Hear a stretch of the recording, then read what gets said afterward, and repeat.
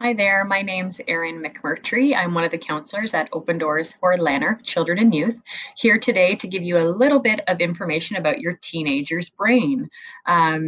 You've all probably as parents found yourself in a position where you're questioning why your teen does things. You're saying, what were you thinking? Why did you do that?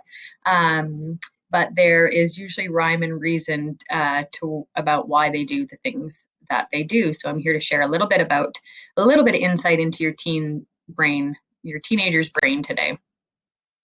So some quick facts about the brain is that your brain continues to develop even after it's done physically growing. So your brain's not fully developed until about your mid-20s. Your brain reaches its largest physical size between the ages of 11 and 14, and teenage brains are quite flexible. They're developing new pathways at a rapid speed. It makes them quite adaptable, and it makes them quick learners for a lot of skills. So, what makes teenagers' brains different than ours? So, their prefrontal cortex is still developing. So, that's the part that's not developed until, into your mid 20s. And this is part of the brain that's responsible for executive functioning skills. So, like your impulse control, your problem solving, focusing your attention, and your organization. Teens rely heavily on their amygdala more than we do to make decisions and to problem solve. So, this is part of the brain that's responsible for your emotions, how you feel, how you perceive emotions, your fight or flight response, so your stress response, and again, your impulse and your instinctive behaviors, so how you react, very quickly to things.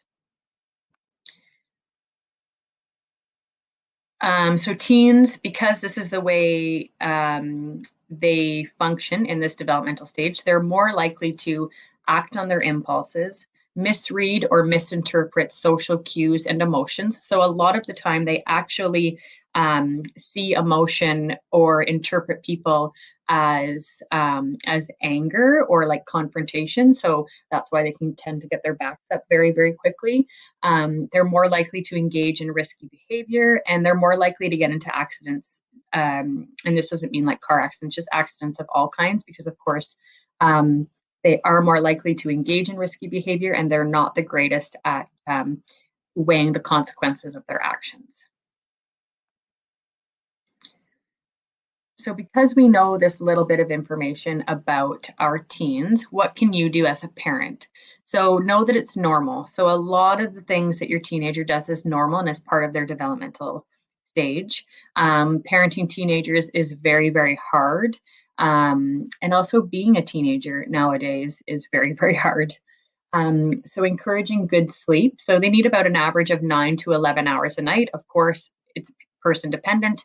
Just like adults, we all need a different amount of sleep, but they do really need sleep, almost like when they were babies, because their brains are developing at such a rapid speed.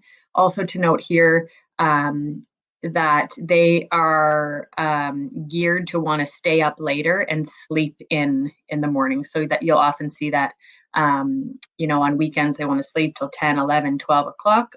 Pretty normal.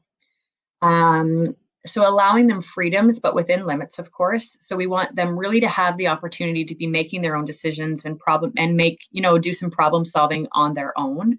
Of course, within limits, and whenever you choose those limits to be in your home. So listen and validate. So don't jump into problem solving or giving solutions right away with them.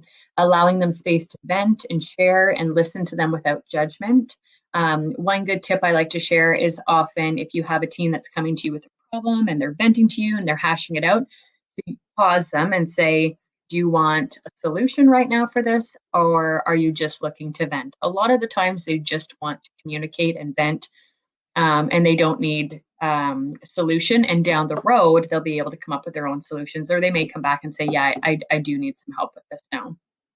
And then, of course, finding different ways to connect and nurture them, because, of course, that shifts as we're parenting older youth. So car rides is very good because it's not direct eye contact. Teens can see eye contact is very intimidating. So car rides are beautiful because, of course, you're side by side.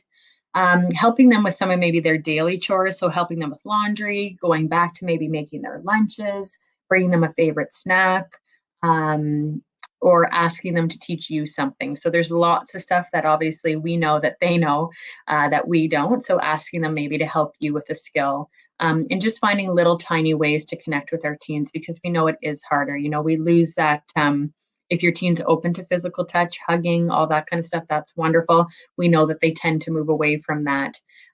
So finding different ways to kind of show affection and nurturing is a really good thing. And last but not least, if you have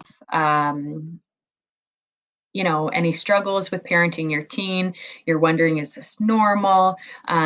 You are more than welcome to call us as a parent. You can access a family caregiver session with one of the counselors or youth workers. And so here's our contact information. Your teen does not have to be involved, but if you are, struggling or wanting to know if something's normal, we're more than welcome to meet with you as well. And that's just a little bit about our teenagers' brains. So I hope you got something out of this. And of course, if there's any further information you're looking for, give us a shout.